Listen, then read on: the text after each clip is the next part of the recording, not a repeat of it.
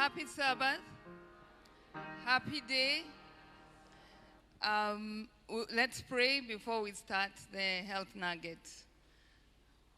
Our risen Savior, we are here today to worship you and to magnify your name.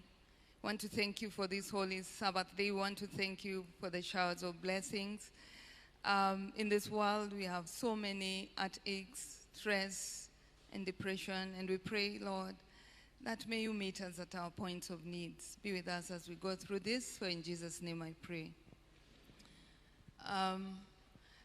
Today we're going to talk about stress. How many of you have gone through stress in your life? Almost everyone. So stress is a natural body reaction necessary for survival and can negatively impact a person's body, mood, and behavior.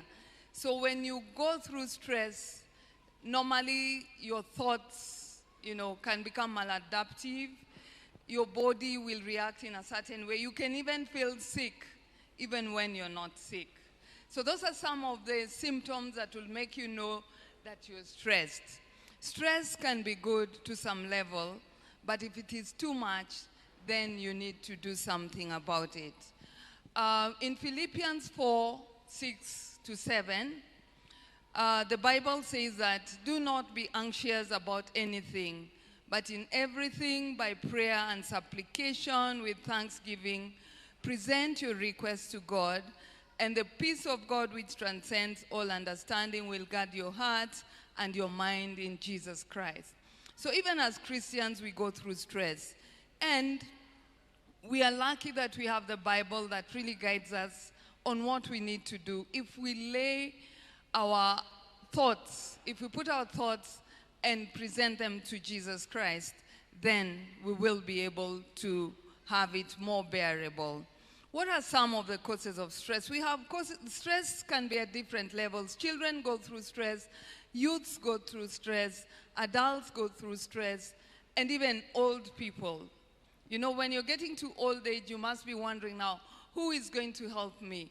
How am I going to manage? When you're almost retiring, you're wondering, how am I going to survive post-retirement? So even young children, they go through stress. Maybe they feel or they believe that their parents don't love them, for example.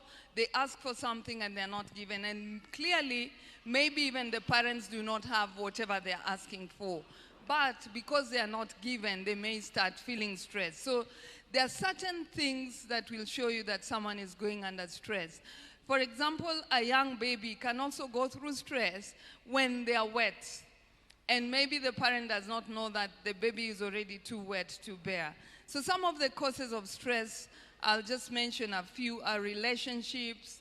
For students, when they're having examinations, like at the moment, the university students are having exams, so some of them are really stressed. For those who are working, if you're not able to meet deadlines, pressure of combining work and study, difficulty in organizing work. When you're not organized, sometimes that could lead to stress. So planning our days, doing our work when and as we are supposed to do, can actually help to ease that stress.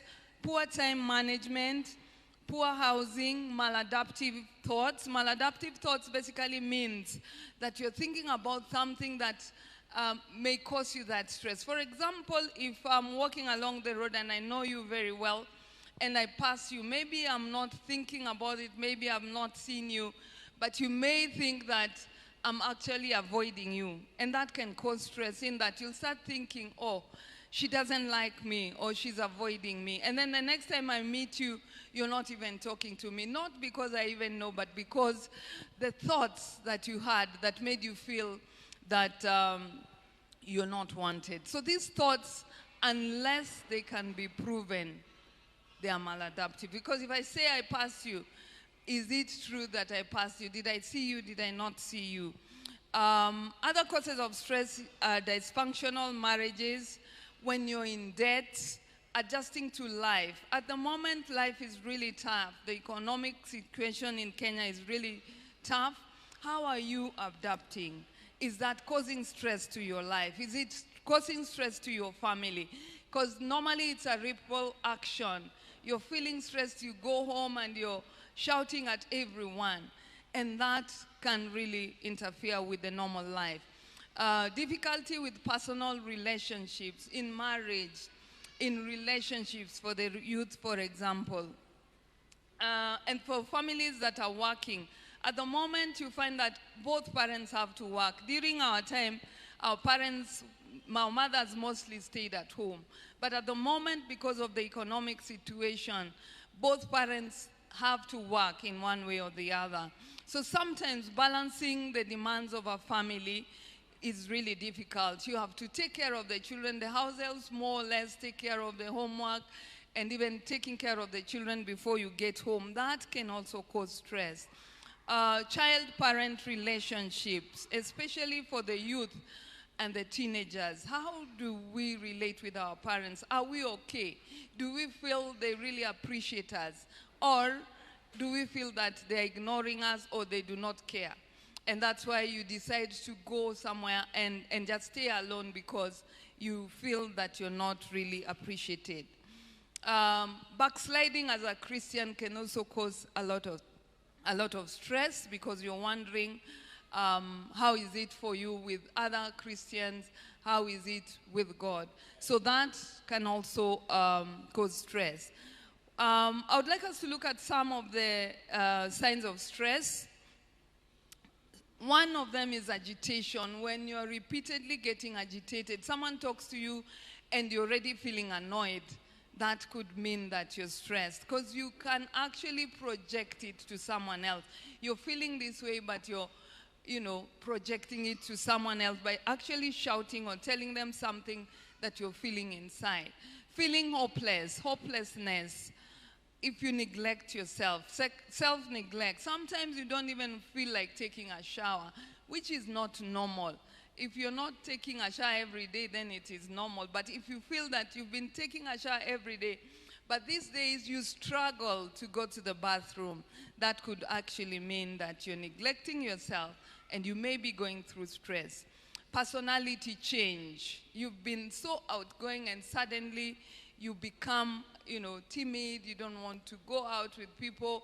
You just want to be alone. Withdrawal, for example. So those are some of the signs of stress. So a stressed up mind actually makes one sick. Your health deteriorates, you feel tired, you're not having good relationships, you're not able to sleep, you have fear, you have, panic attacks, you're always not comfortable with yourself. Then it could mean that your mind is really stressed up. What are some of the effects of stress? It affects both the body, the mind, your emotions, and behavior. All these are intertwined. Your body feels sick, yet you're not sick. You're fatigued, you have headaches, your skin is irritated. For ladies, you can find their faces are, having pimples all of a sudden. Sometimes you even feel like you're not able to breathe. And the mind, you're always worrying. You cannot make decisions. You become very negative. You have impaired judgment. And you make hasty decisions. It could mean that your mind is actually stressed. Your emotions, for example, loss of confidence. You become apprehensive. You're indifferent. You feel depressed. We always say that, I feel depressed.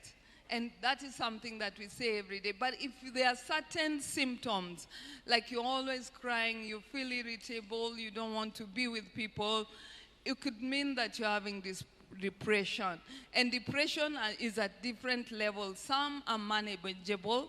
Some you have to see a doctor or a therapist. If you're irritable, you're not able to sleep. Those are emotions. And then there is also behavior. Sometimes when people are stressed, they take substance abuse. Sometimes you're not able to eat. Sometimes you eat too much. There are people who say that when they're stressed, they just eat, or you just binge all the time. It could mean that you're going through some stress. Loneliness. You feel lonely even in the midst of people. And then there is also insomnia. So we have both long-term and short-term effects of stress. That's why we need to be wary of ourselves. Are you aware of who you are? Such that when you're going through stress, you can be able to tell, you know, at this time, I'm not able to talk to people, I'm not able to relate to people, and therefore, there must be something happening to me. So the short-term effects of stress, especially on the body, is feeling worried, nervous, unable to switch off, heartbeats becoming, the heart pumps very fast, breathing, your tummy aches sometimes, your skin becomes more sensitive, your muscles are tense. That's short-term effects. How about long-term? Tension headaches, you have migraines, you have mental health problems, you have serious heart problems, you have breathing problems, skin problems, increased risk of type 2 diabetes, and even fertility problems for men and women when you're stressed. So what are some of, how do we manage stress? There are many ways through which we can manage stress. You can slow down. If you're working too much, you can slow down because, you know, life, you know, you will never get through with everything.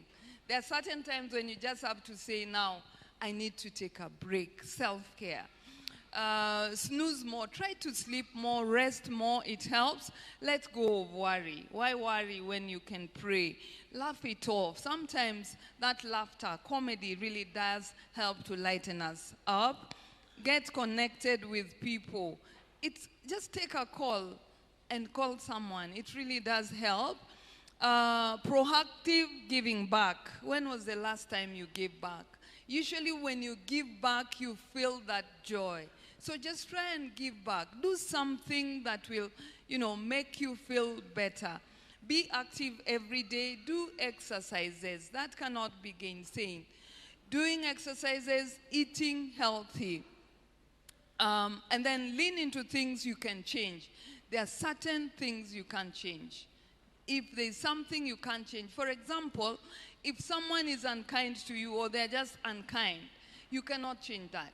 So can you change? You can change your thoughts and how you react to how they behave towards you or how they treat you. So basically being able to take control of your life, being aware of what you're going through and doing something about it. You can listen to music. You can go for therapy. Therapy is seeing a counselor. You can do exercises. You can go to the spa. You can meditate. You can just go to Karura Forest, take a walk. It really does make a difference. But most importantly, pray, pray, pray. So the Bible tells us that this is the day that the Lord has made. We will rejoice and be glad in it. God's mercy is renewed every morning. And we can only tap into those mercies for us to be able to manage the stress. And if you are stressed in any way, before it becomes long-term, before it becomes chronic, you need to see someone. So in New Life, we have a counseling department, and you can always call or talk to one of the counselors, and they will be able to support you. This is the day that the Lord has made. We will rejoice and be glad in it. Let's pray. Thank you. Father, we thank you, we bless you and honor you. We thank you for your mercies that are new every morning. This day, oh my Father, we want to present all your children before you. Should there be any that is stressed, should there be any that is not able to manage the worldly issues, Father, we pray that may you come through for them. This day, as we start other programs, we pray that may your presence be with us, for this is my humble prayer in Jesus' name.